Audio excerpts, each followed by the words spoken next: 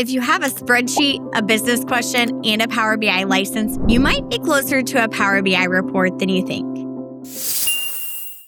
In this video, I'm going to build this end-to-end solution.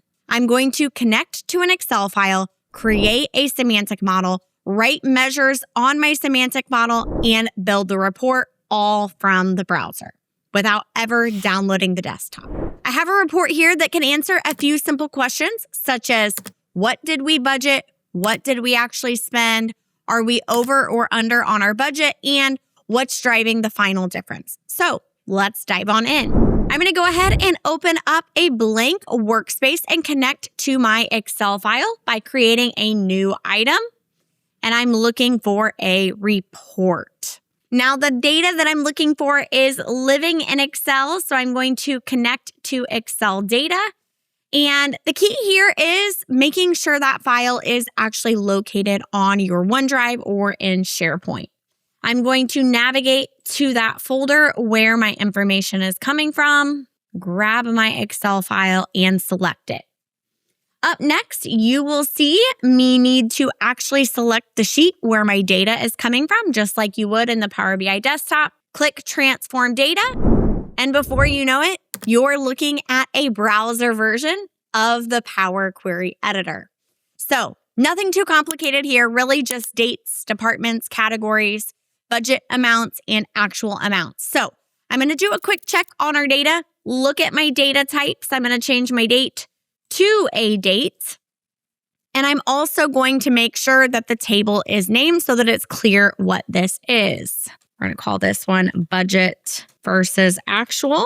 I'm not going to spend a whole lot of time here. A big part of working in Power BI is knowing when your data is good enough to move forward. And this looks good to go. So I'm going to go ahead and click Create Report. I'm going to name my semantic model budget versus actual. I'm going to create it.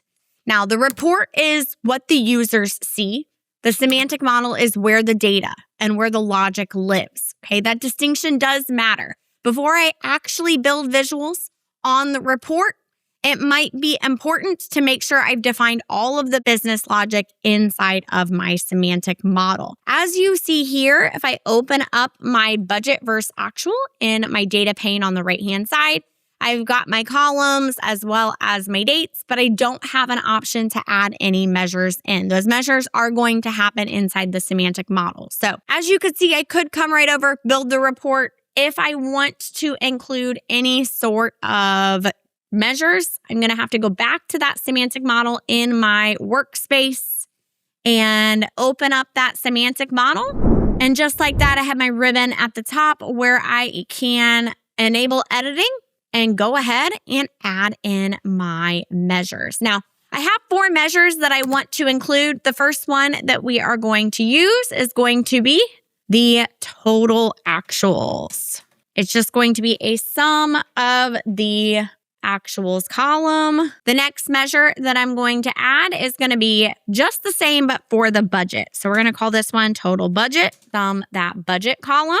And then I also want to include a variance measure that's going to tell the difference in spending versus the actual budget. We're going to set our variance equal to the total budget minus the total actuals, okay? For variance, because I'm using budget minus actuals, that means positive is good if we're under budget, and then negative means that we've overspent. So we do want to keep that in mind when we are building out our actual visuals. And then the last measure that I'm going to build is a percentage. I'm going to do variance percentage, and I'm going to divide the variance by the actual budget, total budget column. And now I've got my measures in here. Now, the next thing that I want to do is format these so that the actuals are going to come through as currency, the budget's going to come through as currency, as well as my variance and my variance percent, obviously making that an actual percentage. Rename that measure that I misspelled. And just like that, everything is done here. Now, if I want to, I can come in and I can save my version history to say added in measures if I want. Pretty nice and neat. Because when you're editing a semantic model in PowerBI.com, a lot of times you want to keep track of what's happening to that actual semantic model and any changes that are being made. Now that we are done here, we can go ahead, go back to our workspace, and we can create a report on top of that semantic model.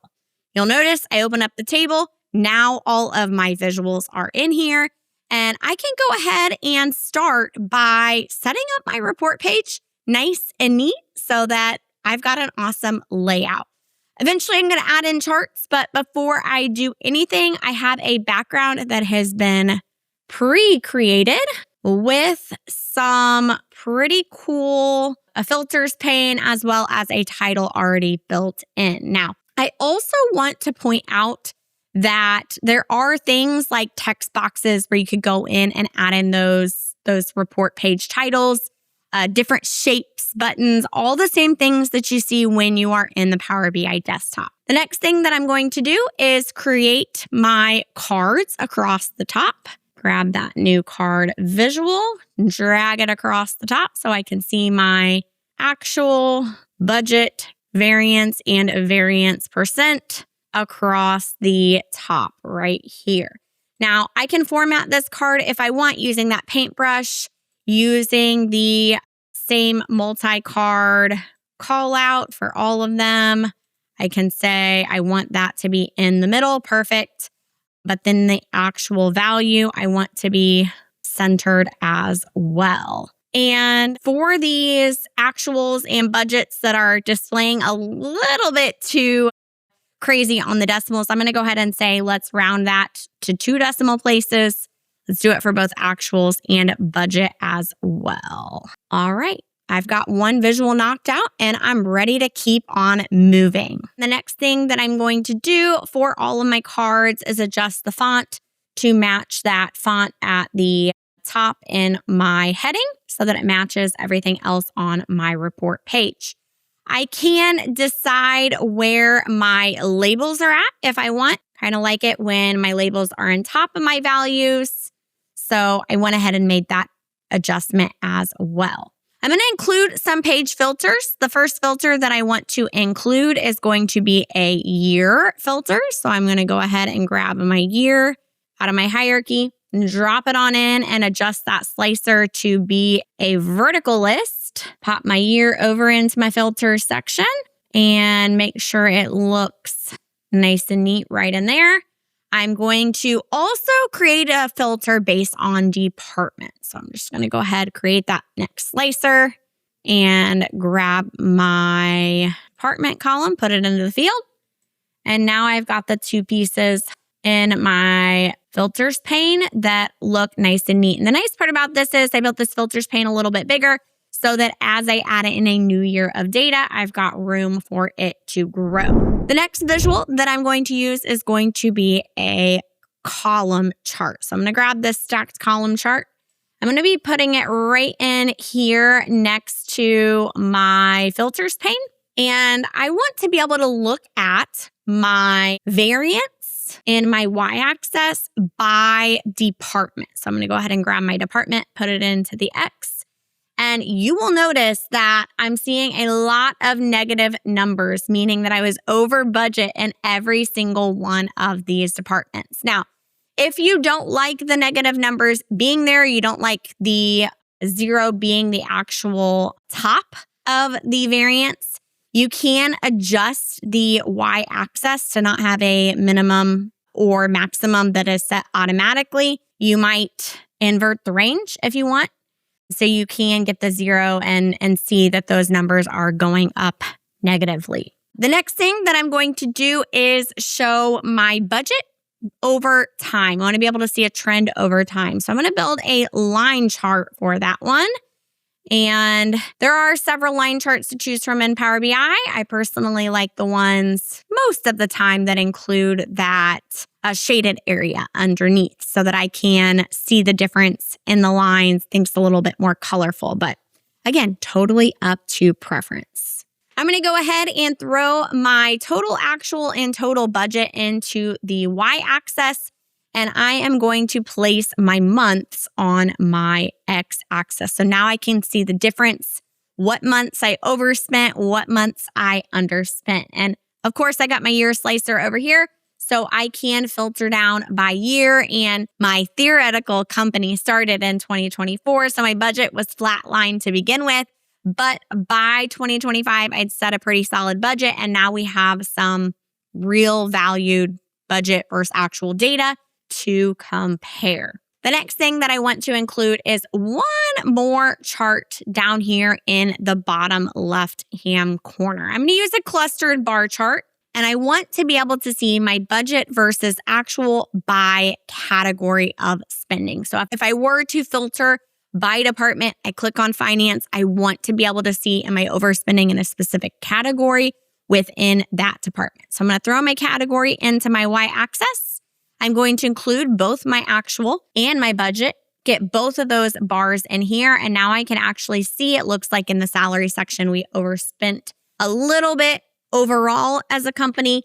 If I wanted to filter down by department, see if those values vary at all. And just like that, we've got all of our visuals on our page.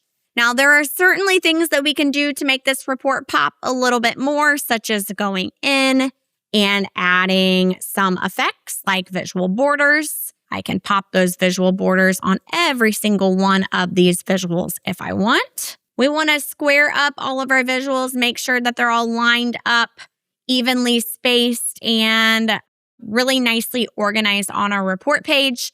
Now, the key here to this actual performance overview is not improving this report by adding more visuals to it. I'm making improvements like adding borders to my visuals. I might even come in using this format your visual button and update my titles to make it easier to understand. As you can see, the titles are dependent on the different measures and the column names for whatever you put into your values. So I'm going to go ahead and adjust this to budget versus actual trend, make it a little bit easier to understand and easier to look at. So even though this is a simple report, there were just a couple of important things that I did to really spruce this up, make it easier to read and easier to understand. Now, the final thing here is to save this as an actual report. I'm going to give it the exact same name as my semantic model. I'm going to go ahead and get it saved. And automatically, it's going to go right inside of that workspace where I saved my semantic model. I can go back to my workspace, and there it is. I've got my actual report page. I can share this report page out with other people, and it's based off of the data that is inside of the semantic model that we built right here in the service. So the measures that we built don't just exist on this page, they live inside the semantic model. So that means that this logic can be reused, and it's going to stay consistent if you are to create more reports on top of that semantic model. I also kept the model pretty simple for this scenario just because we were learning. In a larger project, this is where you would think about building out maybe a proper date table, relationships, and more structure, all within that semantic model. But for this case, simple is exactly what we needed. So you can build a clean Power BI report directly in the service. The clicks are learnable. The real skill is knowing how to structure your data and how to build something useful, clean, and easy to understand. That's where most teams usually need the help. If you want help going deeper, check out Pragmatic Works' on-demand learning site, where you can get all sorts of good resources with full end-to-end Power BI solution. I've attached a link for 40% off an annual membership. You can find it in the information below. And if you want more Power BI walkthroughs like this on our YouTube channel, make sure you like and subscribe and let me know what you want me to build next. See you next time.